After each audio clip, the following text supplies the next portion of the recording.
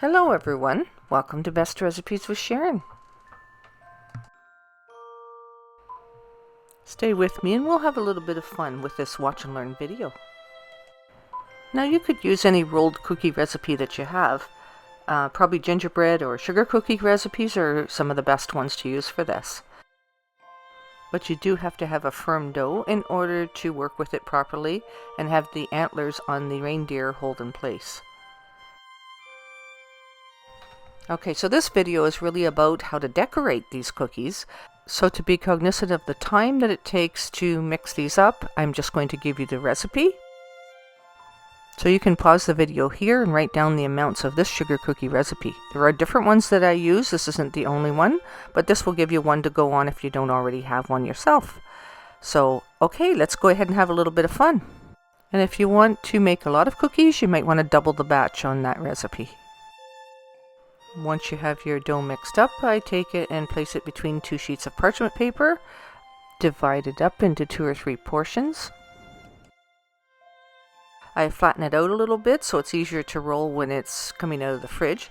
And I place that in the fridge and chill it for about an hour or 2 or even overnight. Okay, so you can just go ahead and watch the rest. Once it's chilled, you roll it out, and you only need a heart-shaped cookie cutter in order to make the Santas and the reindeer.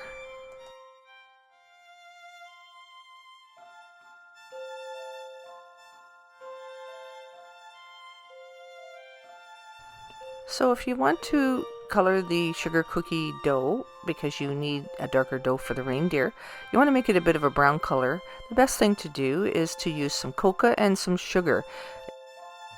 If you're doing the single batch of cookies like what I showed you on the recipe there, you'd probably add about 1/4 cup of cocoa and 1/4 cup of sugar.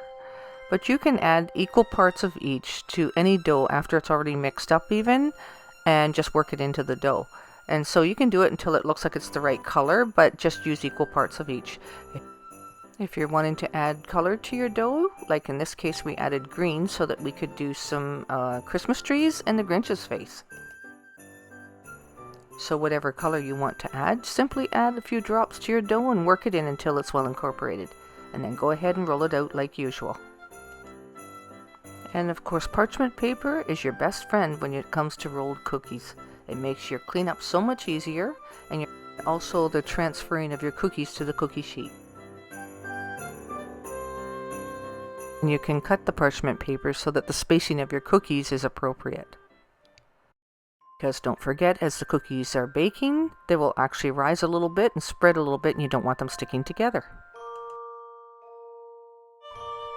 When making rolled cookies, I usually mix up the dough the day before and let it sit in the fridge overnight, and then the next morning I go ahead and bake them up. And if I have enough energy to actually start decorating, I might start decorating by the end of that day, or maybe on into the next day. So don't feel like you have to be overwhelmed by doing it all at once, although you can if you want to. And of course I use a variety of cookie cutters. And of course I have several colors of icing ready at the same time with different tips, and it just makes it so much easier.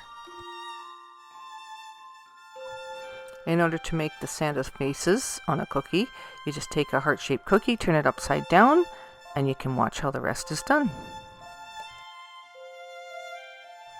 And it's another fairy tale story that comes out at Christmas time with Santa and his reindeer. But it's still nice to think of Christmas as an act of giving and receiving.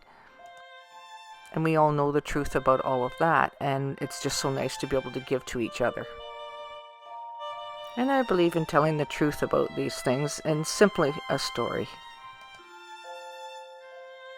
But that doesn't mean we can't have a little bit of fun with it. And it doesn't need to take away from the true meaning of Christmas. And I don't think that I could create a cookie that would give enough justice to the true meaning of Christmas. And I suppose the nativity scene would be the closest you could get. And of course that one is a true story. And even in that story, the wise men brought gifts to celebrate the birth of Jesus. So Christmas time really is a time of giving and receiving. It has been for many years, right? Now you can use different colored dough and do different colored Santas, and just go ahead and have a little bit of fun creating some different cookies in different shapes and sizes.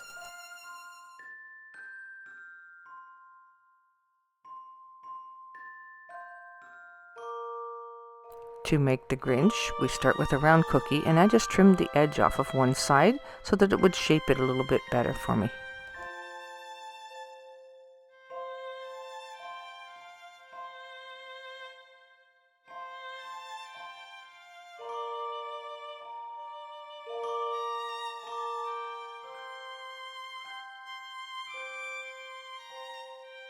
Now the only thing that I noticed with this Grinch face is that when I went to put the black on around the yellow eyes, I needed to have a little finer tip than what I had, and it did smear a little bit.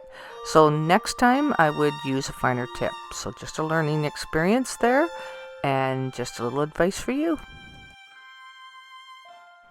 Now here's a cookie that's a little bit unusual. I call it the change of heart cookie. It's because the Grinch's heart grew 3 sizes that day, and he had a great change of heart. And his heart became more pure when he started to have feelings of love toward people. And then he realized that Christmas wasn't only about the presents. It was more about being together with the people that you love.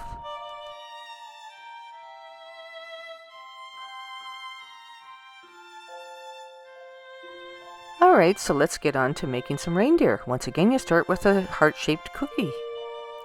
Get out some pretzels. And it'll be fun to break these apart to try and make the antlers for the reindeer, because they're really hard to break actually. So they'll break either a little bit too much on you or not enough, and so you'll have a little bit of leftovers just to eat that are pieces and that aren't usable. But once you're successful at getting a few antlers that you can use, you'll be quite proud of yourself for having got that done successfully. So do this up ahead of time before you're ready to use them, because once the cookies come out of the oven, the best time to put them on is right away, as soon as they come out of the oven. And you simply press the pretzel antlers into the cookie and let them set there until the cookie cools. So when you're doing this, do it quickly, and I set the cookies aside in a cool place so that they cool down quickly, and then the cookie kind of shrinks back around the antlers and holds it in place. And they have to be handled a little bit gently because they are on the fragile side, just because the antlers stick out so far and they're easily bumped. But all said and done, these are actually fairly easy to make. After the cookie's chilled, you can see how well set it is.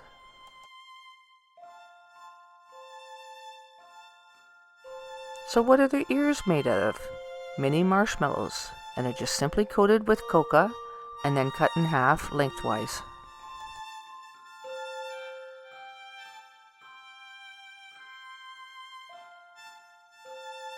You can do it after the cookie has cooled off. Just go ahead and decorate your cookie with the frosting, and you can add the antlers afterwards, only putting them sideways instead of straight up and down and sticking out. It's a little harder to get the antlers to adhere to the cookie though once the cookie's cooled off, so the frosting will help to do that, but you might have to get some edible glue in order to get it to stick properly. I used brown M&Ms for the eyes and a red Smartie for the nose.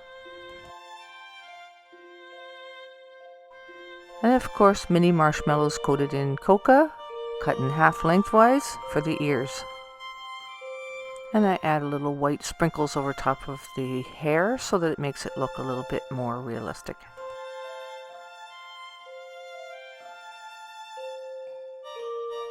And I use a toothpick to fluff up the hair a little bit as well.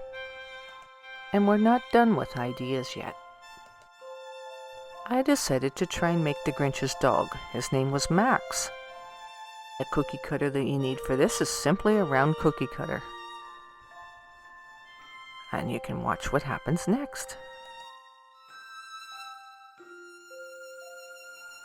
Pretty nifty, eh? Alright, you'll also need a small chocolate heart to turn that upside down to make his nose.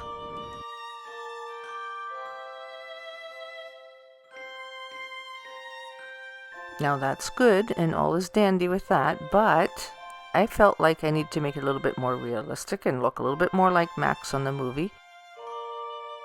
So I cut his ears out of a chocolate cookie and used that so that there would be better contrast. And I simply used frosting to put that together with. And once it's set, it held together really well.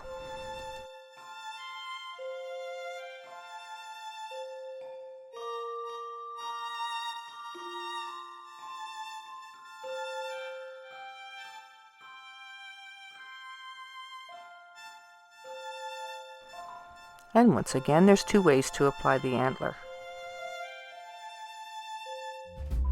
Now I hope you enjoyed today's episode, and thank you so much for watching Best Recipes with Sharon. And I wanted to ask you if you would be kind enough to give this video a thumbs up and comment in the comments section. And I thank you so much for your subscriptions and for all your support throughout the year 2023. And all the best to you and your family in the upcoming year 2024. May it be blessed and prosperous for you. Now you might want to go make some cookies for Christmas, and I'll talk to you soon.